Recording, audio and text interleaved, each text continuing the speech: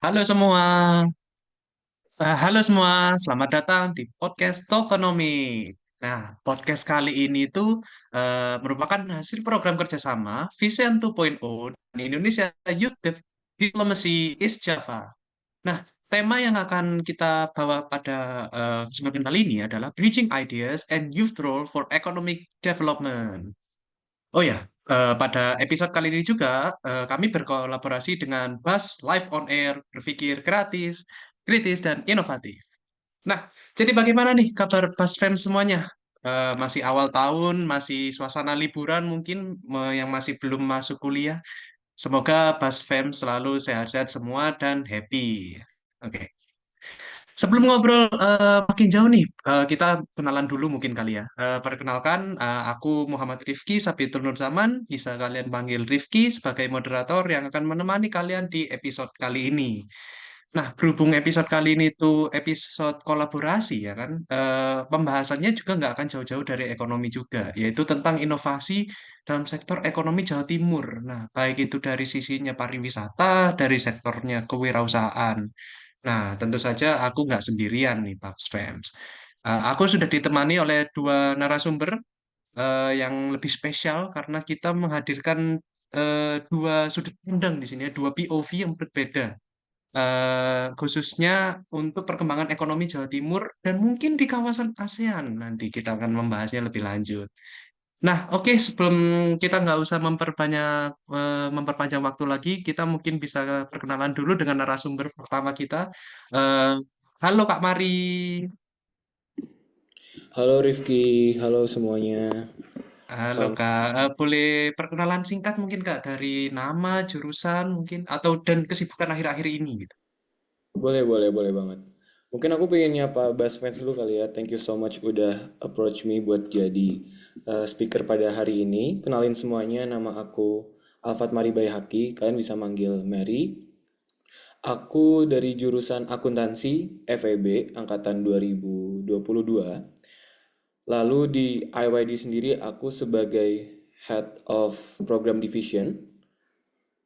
Tapi kesibukan aku akhir-akhir ini khususnya di UB kali ya, di Universitas Brawijaya, itu aku sama temen-temen lagi jalanin suatu organisasi namanya Share Universitas Brawijaya. Gitu. Baik, salam kenal Kak Mari. Eh, untuk narasumber berikutnya ini kita sambut. Halo Kak Laura. Halo Rifki, halo semuanya. Namaku Laura Kusriawarman, biasanya aku dipanggil Laura sama teman-teman aku. Aku di UB jurusannya hubungan internasional dan aku sekarang lagi um, menjalani program exchange di Belanda melalui program ISMA. Terus salam kenal semuanya. Salam kenal Kak Laura. Wah, ini kita udah ditemani sama dua narasumber yang kece-kece, jadi nggak usah lama-lama ini ya. Dari Kak Mari dari sisi ekonominya, Kak Laura dari sisi high-nya, jadi langsung kita masuk ke pertanyaan pertama ini, the first question. Oke, kita mungkin mulai dari yang ini dulu deh, yang cukup general dulu. Menurut kalian ini gimana sih kondisi ekonomi di Indonesia deh, untuk Indonesia dulu, terutama di daerah Jawa Timur ya, khususnya dari sudut pandang kalian yang sebagai teenager, anak muda gitu. Bisa dimulai dari Kak Mari dulu, mungkin nanti akan dilanjut dari Kak Laura. Silakan Kak Mari. Oke, thank you Rifki. Mungkin aku mau ngejelasin kondisi ekonomi secara Jawa Timur dulu kali ya. Dimana tadi aku sempat research juga kalau pertumbuhan ekonomi di tahun 2024 ini pada angka 4,91%. Jika kita bandingkan selama 1 tahun, itu pertumbuhannya bisa dibilang cukup baik begitu. Dan bahkan selama 3 bulan ini pertumbuhan Jawa Timur jika dibandingkan dengan pertumbuhan provinsi-provinsi lainnya di Indonesia itu bisa dibilang yang paling besar dibandingkan yang lain. Yang mana sebesar 1,72%. Berarti angka ini bisa dibilang sangat positif untuk Jawa Timur. Ya mungkin kalau kita bisa lihat juga pertumbuhan secara apa ya, tangible gitu. Kita bisa ngelihat sendiri kalau banyak sekali pabrik-pabrik atau bahkan smelter dan lain-lain itu dibangun di Jawa Timur, khususnya di daerah-daerah seperti Gresik, lalu kalau di Malang dari kota kita geser dikit ke Singosari, ke Lawang, itu banyak banget kan ya, kayak pabrik-pabrik baru lah begitu. Nah itu memang memberikan kontribusi yang sangat besar untuk pertumbuhan ekonomi khususnya di Jawa Timur begitu. Tetapi jika dibandingkan dengan tahun-tahun sebelumnya, khususnya tahun 2022, itu justru turun begitu. Di mana tahun 2022 aku lihat itu angka pertumbuhannya sebesar 5,59%, sedangkan di tahun 2024 ini 4,91% gitu. Jadi kalau selama 1 tahun itu bisa dibilang angka pertumbuhannya naik, tapi kalau di breakdown dari tahun 2022 itu angka pertumbuhannya turun. Nah mungkin tadi kan aku sempat ngomong kalau kita bisa lihat sendiri banyak pabrik-pabrik yang bagus-bagus gitu dibangun di Jawa Timur dan memberikan kontribusi yang sangat besar terhadap ekonomi. Tetapi ternyata pertumbuhan ekonomi tersebut hanya tersentralisir di daerah-daerah seperti Surabaya dan sekitarnya saja. Salah satunya Malang gitu yang bercipratan. Tapi kalau misalkan kita geser lagi ke daerah seperti Madiun, lalu Ngawi, pokoknya daerah-daerah yang rada deket ke Jawa Tengah itu belum tersentuh industri yang bisa dibilang cukup baik begitu. Makanya perlu adanya pemerataan pertumbuhan secara ekonomi, khususnya industrialisasi di Jawa Timur. Begitu. Baik, terima kasih atas insight-nya dari Kak Mari. Mungkin ini dari sisi ekonominya langsung. Eh, kita bisa ngambil POV mungkin dari Kak Laura ini. Mungkin Kak Laura mungkin punya pandangan yang berbeda mungkin. Bagaimana sih kondisinya Jawa Timur, eh, ekonominya Jawa Timur untuk tahun ini lah ya, untuk awal tahun, akhir tahun 2024 ini. Silakan Kak Laura. Oke, jadi mungkin jawaban aku sedikit berbeda dari jawaban Kamari, mungkin karena aku juga nggak banyak belajar ekonomi ya, jadi mungkin saya sekarang mungkin aku uh, lebih banyak bisa ngasih um, sharing atau ngasih pengalamanku sebagai mahasiswa aja gitu. Jadi menurutku sih, kalau nggak salah ya, aku pernah lihat kalau um, wilayah Jawa Timur itu adalah kontributor terbesar kedua terhadap PDB Indonesia, di mana yang pertama adalah DKI Jakarta. Dan sebagai mahasiswa, menurutku kita benar-benar bisa ngelihat sendiri gitu kondisi ekonomi kita dari tekanan yang kita alami sebagai mahasiswa di Indonesia. Jadi um, misalnya secara pribadi aku juga ngerasa kalau um, aku nggak cuma ngelihat orang-orang di sekitar aku ngalamin tekanan ini, tapi aku juga sendiri kadang juga ngerasa tertekan dengan um, um, tertekan dengan kehidupan di kuliah, dan mungkin ini juga bisa dikaitin sama ekonomi kita gitu. Jadi aku jadi keingat salah satu istilah yang lumayan banyak lumayan ramai juga dan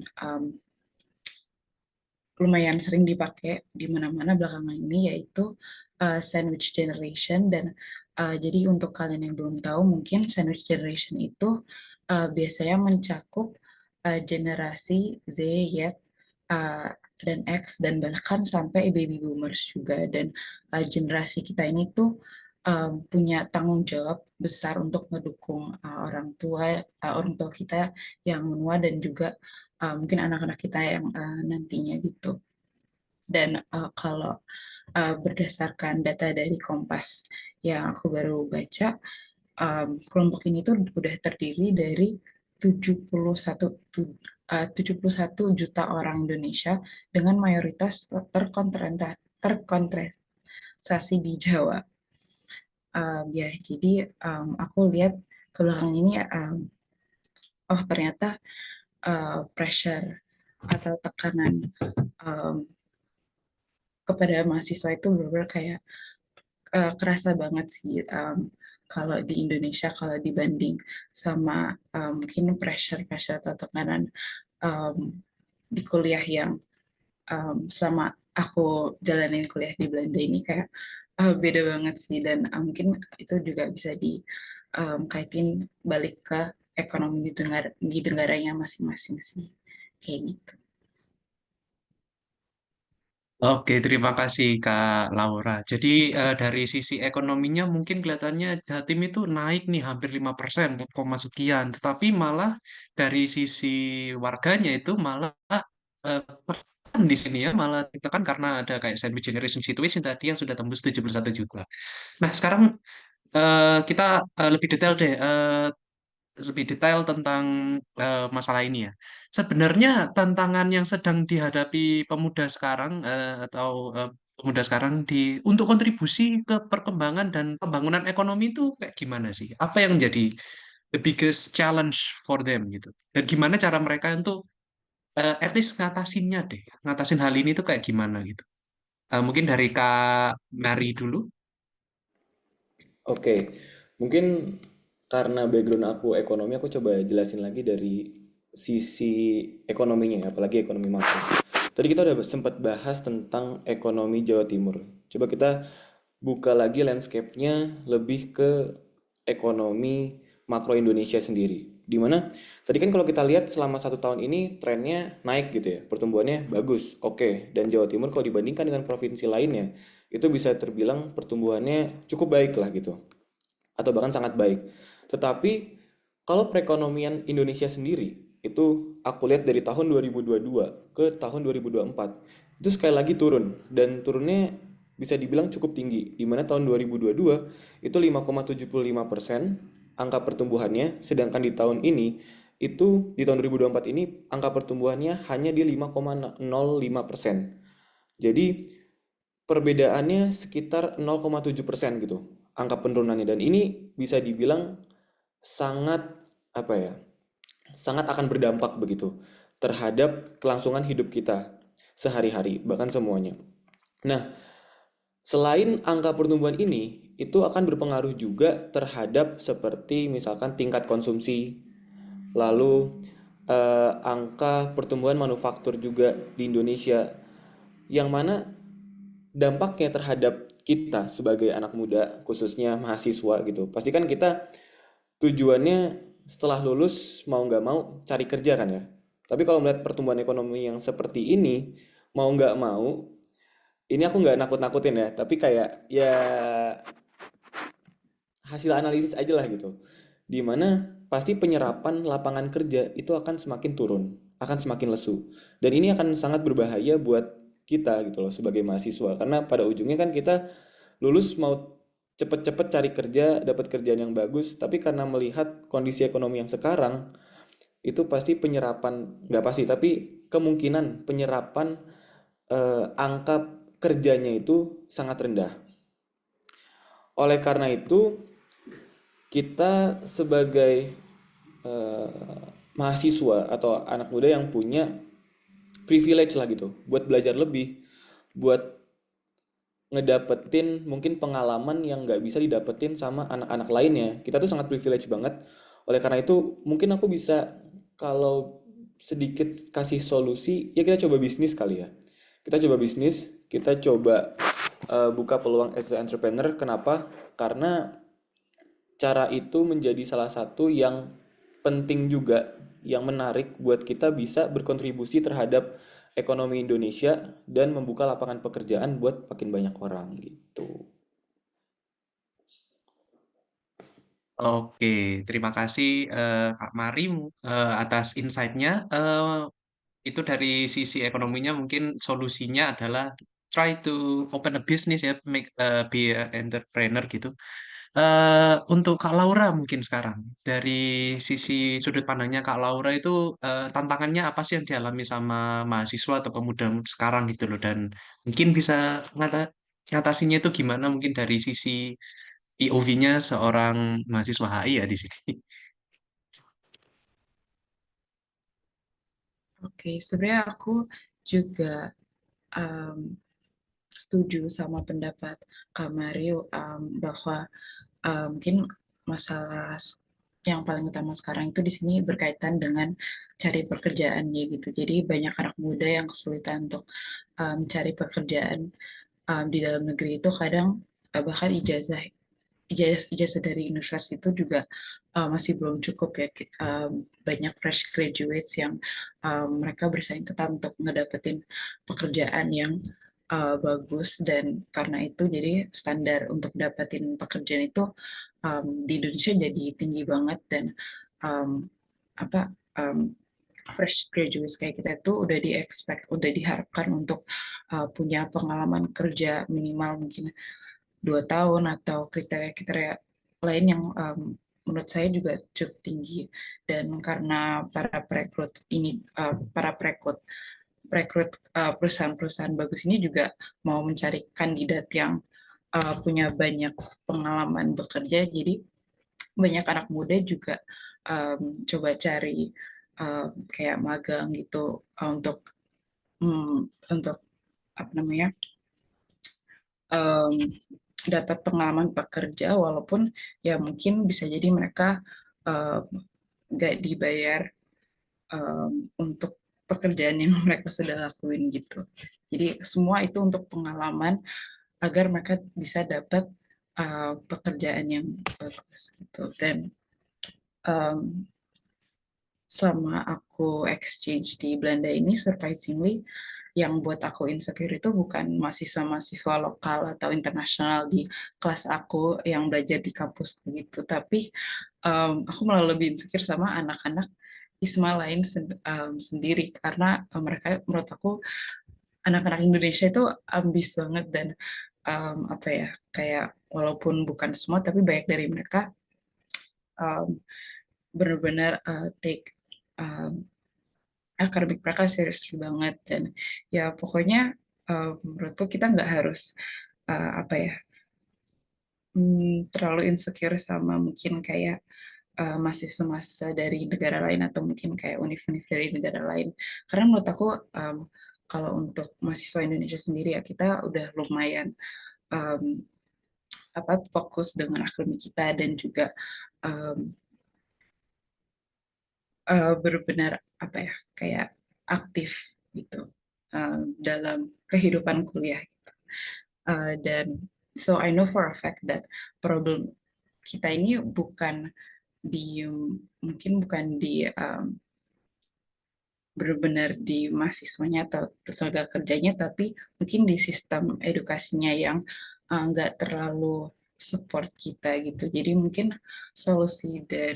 menurutku mungkin solusi yang baik itu adalah untuk nge-improve education dan trainingnya kita, biar nanti apa ya, kayak skill-skill kita itu yang diajarkan di lembaga-lembaga educational ini tuh benar-benar bisa prepare kita buat dapetin pekerjaan yang kita harapkan nanti. Jadi menurutku kayak effort kita tuh udah ada di situ. Yang kita butuh itu mungkin kayak sistem yang benar-benar bisa nge-support kita. Terus kalau dari aku. Oke, terima kasih Kak Laura. Jadi ini malah tantangannya itu dari sisi ininya ya, sisi dari tenaga kerjanya ada, cuma standarnya yang udah tinggi banget untuk fresh graduate dan juga minim pengalaman. Problemnya juga ada di sistem pendidikannya seperti itu. Yang bisa aku tangkap. Oke, tadi ini kan kita udah bahas tentang hambatannya nih. Nah, sekarang pasti kalau ada hambatan pasti ada peluang dong yang mungkin muncul nih. Nah, aku pengen tahu dong pandangannya dari Kak Mari dan juga Kak Laura ini tentang sektor apa sih yang punya potensi paling gede gitu loh untuk paling besar untuk mendorong perubahan ekonomi. Misalnya mungkin dari si sektor pariwisata kah, atau dari sektor kewirausahaan, bangun bisnis, atau mungkin sektor teknologi nih. Mungkin karena pemanfaatan teknologi ada yang coba workshop, belajar belajar coding, belajar programmer, atau jadi streamer mungkin ya. Menurut kalian ini mana yang paling potensial gitu loh? Mungkin dari Kak Mari dulu. Oke, mungkin kalau dari aku balik lagi ini karena yang aku tahu ya. Maksudnya yang aku lihat sehari-hari aku ngeliat lingkungan aku ngeliat orang-orang terdekat, dan mungkin dari beberapa data juga, ya kewirausahaan sektor yang menurut aku masih bisa sangat berkembang ya untuk saat ini. Kenapa? Karena angka entrepreneur atau angka pebisnis di Indonesia itu masih kecil banget. Kalau nggak salah sekitar 2% atau 3% dari populasi gitu. Sedangkan kalau di abroad gitu, itu angka entrepreneurnya mungkin bisa bahkan di atas 8% atau 10% gitu untuk entrepreneurnya. Dan di Indonesia masih 2% 3%. Jadi buat buat bisa ke 8% atau bahkan 5% itu masih sangat mungkin banget buat kita coba jadi bisnis. Apalagi kan kita masih muda ya. Masih muda, masih banyak waktunya lah buat coba, buat gagal dan lain-lain. Jadi kalau misalkan ada kesempatan, ada ide buat bisnis, menurut aku sangat sangat worth it untuk dicoba gitu sih. Oke, terima kasih Kak Mari. Jadi ini masih percaya bahwa sektor kewirausahaan ya, karena ya by data memang eh, jumlah pengusaha di Indonesia itu masih tergolong masih sedikit daripada yang dari luar. Untuk Kak Laura mungkin ada pendapat lain mungkin sektor mana sih yang mungkin paling punya potensi untuk anak muda itu untuk meningkatkan ekonominya? Oke, kalau mungkin menurutku, mungkin karena aku juga sendiri um, baru ngalamin, um, maksudnya baru uh, join program exchange di luar. Jadi aku bener ngerasa benefitnya dan kayak banyak pengalaman baru dari pengalaman exchange ini, dan um, mungkin ini agak sedikit kontroversial atau mungkin agak sensitif topiknya buat beberapa orang. Uh, ya karena pasti aku bakal bahasin soal ISMA karena mungkin banyak yang bilang kalau ISMA itu bisa dibilang um, bukan investasi yang cukup bagus untuk Indonesia, dan menurut aku um, program ini juga nggak 100% perfect, dan pasti masih ada banyak hal yang harus benar-benar diuji lagi dan di improve lagi dari program ini. Tapi sama saya jadi penerima beasiswa program ini, saya ngerasa bahwa um, especially di um, aspek pariwisata, anak-anak seumur kita, anak-anak mahasiswa-mahasiswa kayak kita itu benar-benar punya potensi yang sangat tinggi untuk um, punya potensi yang sangat tinggi untuk benar-benar share about Indonesia ke negara-negara lain gitu. Jadi misalnya kayak mahasiswa-mahasiswa saya seperti aku dan teman-teman ISMA lainnya yang kalau lagi di kelas itu kan kita berinteraksi sama anak-anak lokal dan internasional juga, dan kita sering banget di kelas ngomongin tentang Indonesia, dan kita juga sering banget kayak setiap tugas yang kita bikin, setiap mungkin paper yang kita bikin sama grup kita itu, kita selalu coba buat pakai isu-isu yang ada di Indonesia. Jadi orang-orang tuh lebih tahu kondisinya Indonesia itu kayak gimana sih, dan mungkin nggak harus isu-isu yang kayak hal-hal yang harus mungkin dibenarkan atau di solve, atau mungkin problem-problem tentang Indonesia tuh nggak harus tentang itu juga, tapi bisa juga tentang ya mungkin cara-cara inovatif yang sudah dilakuin oleh Indonesia tapi belum dilakuin di negara lain, atau belum pernah dicoba di negara lain, tapi um, apa ya, kayak pokoknya Indonesia bisa jadi contoh, bisa memberi contoh yang baik untuk negara-negara lain. Mungkin misalnya kayak di um, sekitar um, sekitar wilayah ASEAN gitu. Indonesia bisa apa ya, kasih some sort of like example yang um, bisa benar-benar didiskusiin lagi dengan mungkin teman-teman yang punya perspektif yang berbeda gitu. Jadi um, ya mungkin untuk pariwisata menurut saya kayak um, dengan apa ya, integrate kayak mahasiswa seperti saya, jadi kayak ya pokoknya anak-anak muda gitu kayak kita yang masih banyak apa ya, kita adalah anak-anak yang masih sangat ideal dan kayak punya banyak ambisi dan mungkin kalau let's say anak-anak bukan anak-anak ya, tapi mungkin udah mahasiswa S2 atau mungkin kayak dia diaspora Indonesia yang disuruh untuk menyebar apa ya, kayak atau mempromosikan pariwisata Indonesia, um, ya bisa saja, tapi mungkin mereka juga udah sibuk dengan pekerjaan mereka sendiri atau dan apa ya, hal-hal lain yang mungkin mereka udah harus pikirkan di that stage of their life. Tapi untuk mahasiswa kita tuh masih bener-bener kayak full of ambition and so idealistic. Jadi kayak what better way or like what better group to send to another country to spread about Indonesia, dan ya, menurut aku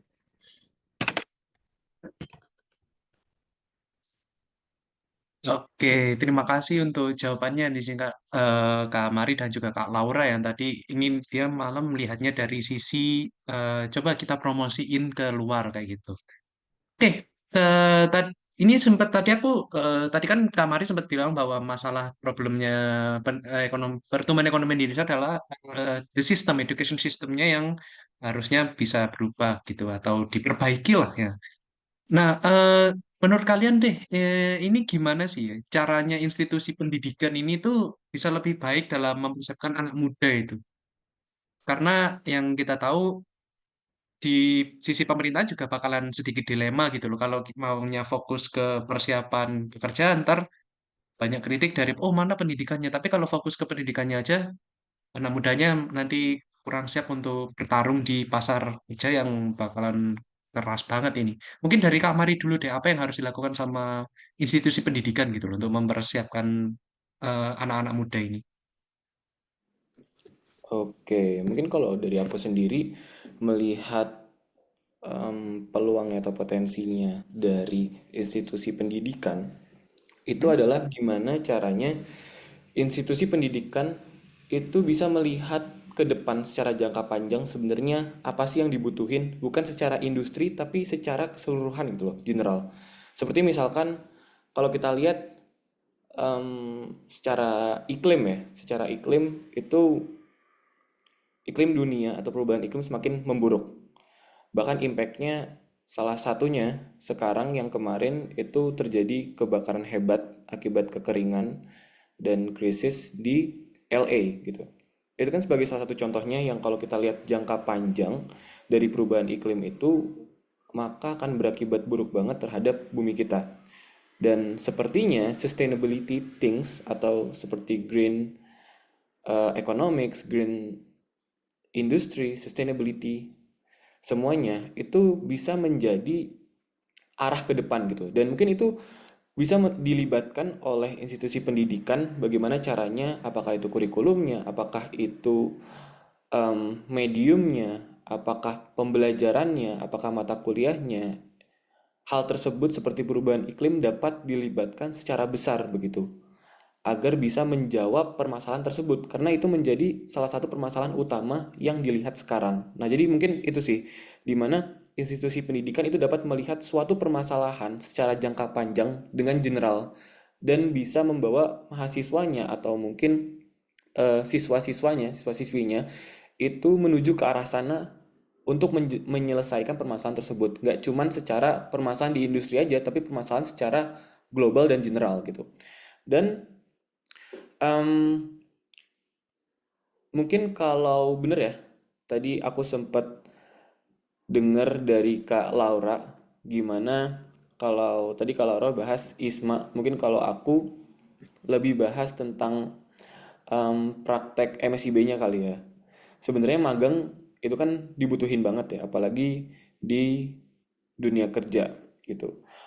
Dan sekarang semakin kompetitif yang aku bilang tadi mengenai kondisi ekonomi, jadi penyerapan lapangan kerjanya juga semakin turun, ditambah eh, qualified kualifikasi dari anak-anak fresh grade itu biasanya sekarang tinggi banget. Mungkin kita baru lulus tapi pekerjaan-pekerjaan udah kualifikasinya minimal 2 tahun kerja gitu, kayak ini dari mana gitu kan bisa dapat 2 tahun kerja orang baru lulus gitu. Dan ditambah lagi yang tadinya aku lihat sebagai suatu kesempatan dan potensi seperti MSIB atau magang dari pemerintah, yang anak-anak tuh nggak usah ribet-ribet harus lamar sana sini cari di LinkedIn atau cari di Jobstreet dan lain-lain, tapi dengan buka webnya pemerintah itu bisa dapat magang di perusahaan yang bagus-bagus banget dan paid gitu loh. Tapi sekarang kemungkinan besar MSIB dan program-program MBKM lainnya, salah satunya ISMA juga dicabut sama pemerintah gitu kan. Kalau dari opini aku sendiri, ya aku cukup menyayangkan sih kalau MSIB itu dicabut. Kenapa? Karena itu tadi ya, kesempatannya dan impactnya tuh bisa dibilang sangat baik gitu loh. Karena kalau kebanyakan program-program magang itu yang tidak terstruktur, maka justru akan apa ya, menyulitkan karyawan-karyawan yang udah ada di perusahaannya sebenarnya. Tapi kalau dengan kita bikin program secara benar, anak-anak magang ini ngapain aja dan bahkan berbayar, itu justru malah lebih terstruktur apa aja yang harus dikerjain. Dan ditambah lagi, kalau aku pernah lihat orang-orang yang bahkan udah pernah kerja, orang-orang yang udah fresh grade, bahkan kakak aku sendiri yang ya umurnya sekitar 30 udah kerja di salah satu startup gitu, terus startupnya juga buka kemarin MSIB, dia ngomong sama aku, Itu enak banget ya, anak-anak sekarang ada MSIB, gampang banget magang, nggak usah nyari-nyari, dibayar lagi gede gitu kan. Terus aku bilang, wah tapi tahun gue sekarang udah kagak ada kak gitu. Terus kata dia, wah sayang banget, padahal kalau gue bisa balik sih ke zaman lu, gue bakal ngambil itu MSIB gitu. Makanya jadi sebenarnya sayang banget. Itu sih Rifki kalau dari aku ya. Oke, baik. Terima kasih atas pandangannya ini ya, Kamari. Mungkin dari Kak Laura sendiri tadi kan sempat ngebahas tentang sistem pendidikannya mungkin. Nah, ini apa yang harus dilakukan untuk dari sisinya institusi pendidikan itu untuk mempersiapkan anak mudanya ini? Oke, mungkin em, kalau dari aku sendiri sih mungkin aku bakal lebih, kan kalau tadi jawaban Kamari lumayan sangat luas ya dan benar-benar kayak dari perspektif yang jauh gitu. Mungkin aku lebih zoom in dan apa yang ngelihat ngasih pandangan aku yang mungkin um, sebagai mahasiswa kayak yang di dalam kelas gitu. Jadi menurut aku sih mungkin kita bisa mulai dari cara kita belajar ya. Jadi menurut aku kalau um, per- salah satu perbedaan yang paling besar aku lihat um, pas aku kuliah di Belanda ini sama di Indo, mungkin ini bukan hal yang buruk ya, tapi yang menurut saya ini beda aja. Jadi mungkin kalau di Indo itu kita lebih banyak listening ke dosen kita gitu, dan um, jadi dosen kita yang bakal kasih kita lecture yang mungkin sangat berbobot dan juga panjang, dan kita yang nanti akan menerima dan mengolah materi itu sendiri, dan juga mungkin kayak have our own opinions as well. Tapi kalau pas selama saya jadi mahasiswa di Maastricht ini lebih banyak diskusinya di kelas. Jadi mahasiswanya lebih aktif di kelas dengan cara berdiskusi dan berdebat sih. Jadi dosennya bahkan nggak terlalu aktif di kelas. Dosen itu mungkin mereka bakal ngeintervensi setiap uh, let's say 15 menit buat ngejelasin sesuatu, tapi yang lain itu proses pembelajarannya benar-benar full ke mahasiswa. Jadi um, menurut saya itu mungkin um, poin yang bisa diterapin mungkin di Indonesia juga. Jadi biar mungkin mahasiswa-mahasiswa kita yang sudah ambis dan sudah apa ya kayak udah memiliki banyak ide ini, kita bisa menuang itu dalam diskusi, dalam perdebatan di dalam kelas gitu. Jadi semua orang benar-benar bisa defend their own arguments, they know how to create their own arguments, dan juga mereka tuh akan tahu kalau um, knowledge itu doesn't only come from kayak a certain person atau a certain book or a certain source, tapi it can come from within them as well, from their own experiences.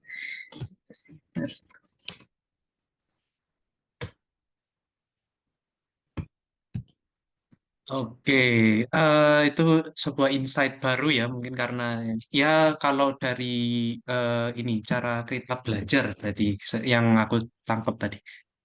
Oke, berhubung ini mungkin kita gantian deh. Tadi kan pertanyaannya dari Kak Mari dulu ya. Sekarang mungkin dari Laura dulu nih sebagai anak HI. Menurut kakak dulu deh nih. Seberapa penting sih kolaborasi mungkin antara negara-negara ASEAN lah ya? ASEAN dalam menyediakan peluang bagi pemuda untuk pertumbuhan dan pengembangan ekonomi regional ya. Khususnya mungkin untuk daerah Jawa Timur gitu loh. Yang kita tahu kan ASEAN di sini itu dari segi ekonominya kan sering banget bergerak di mungkin bikin zona zona ekonomi eksklusif, bahkan ASEAN itu juga punya AFTA ya kan, ASEAN Free Trade Area. Nah, seberapa penting sih kolaborasi antara negara-negara ASEAN ini? Dari Kak Laura dulu deh, mungkin.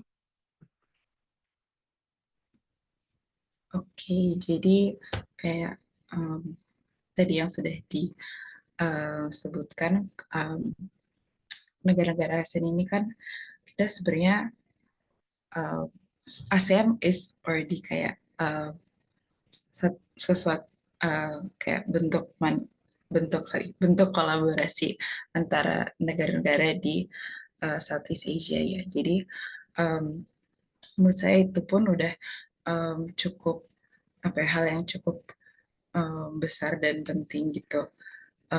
Dan um, menurut saya um, hal yang bisa di tackle sama negara-negara ASEAN ini um, adalah kayak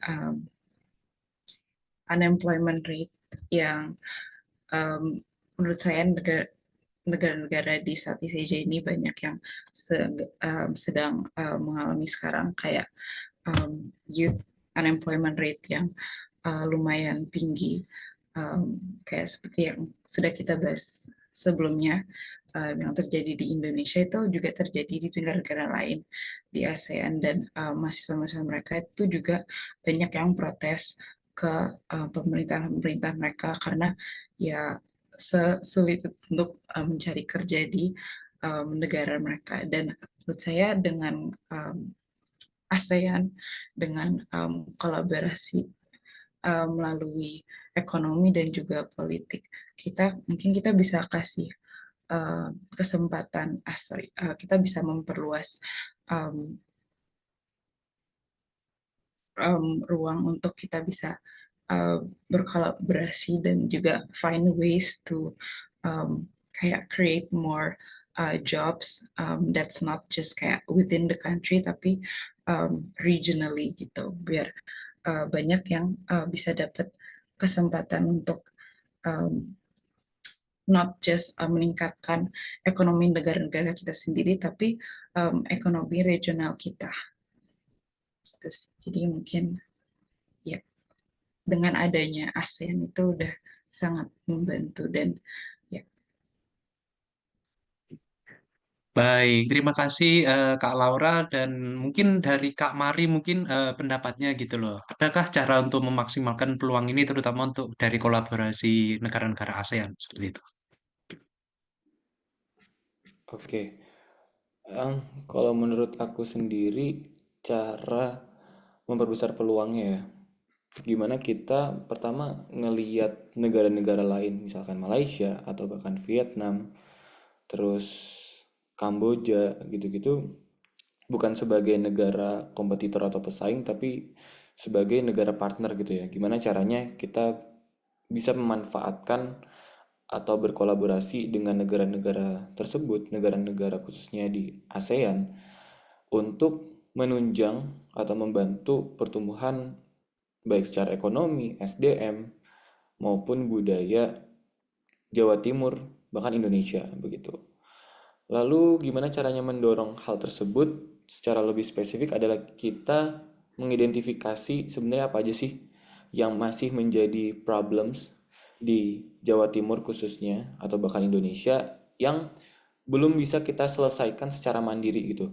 Mungkin kita butuh transfer teknologi atau transfer knowledge dari negara-negara yang memang memiliki advantage atau kelebihan lebih di bidang-bidang yang emang kita belum kuasai secara mandiri begitu.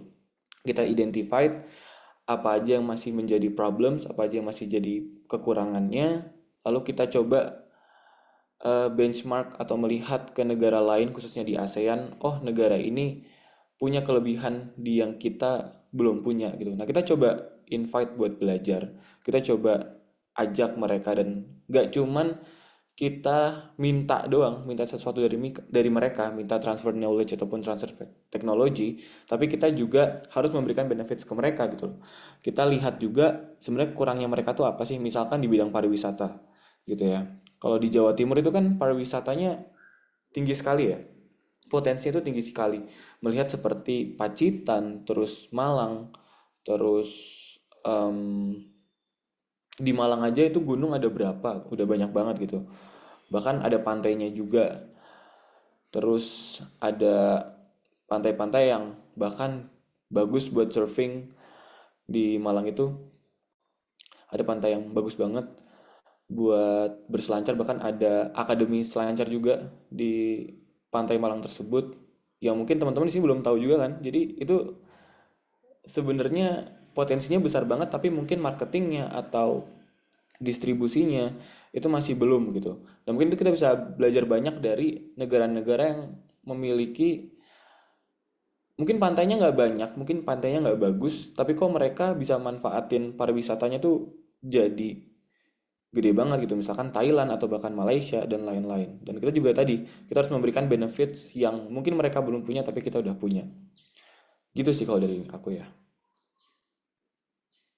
Baik, terima kasih atas POV-nya gitu ya. Kita bisa tahu kalau Indonesia itu sebenarnya bisa memandang negara ASEAN itu untuk collab gitu, untuk transfer teknologi dan sebagainya tadi. Nah, terakhir ini kalau bicara soal peluang, banyak anak muda yang pastinya mereka masih punya semangatnya tinggi, masih berkobar gitu semangatnya ya, yang mau berkontribusi di pembangunan ekonomi ini. Dilihat dari banyaknya mungkin yang kayak workshop-workshop youth internship, komunitas UMKM di kampus-kampus, apalagi ekonomi yang secara digital, mungkin juga ada green economy, seperti itu yang tadi sempat dibahas sama Kak Mari.